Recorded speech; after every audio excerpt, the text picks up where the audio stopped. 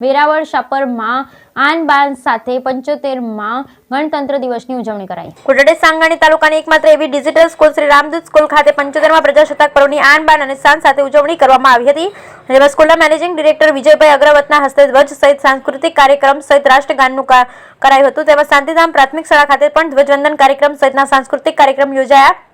તેમજ Veraval main road પર આવેલ કડવા પટેલ સમાજ ખાતે સમાજના મહાનુભાવોના હસ્તે ધ્વજ સહિતના કાર્યક્રમનું આયોજન કરાયેલ હતું અને અક્ષરધામ સોસાયટીમાં દર વર્ષની જેમ આ વર્ષે પણ સોસાયટીના ગેટ પર સામૂહિકમાં સોસાયટીના રહીશોએ ઉપસ્થિત રહી ધ્વજવંદન સહિતના કાર્યક્રમ યોજ્યા હતા।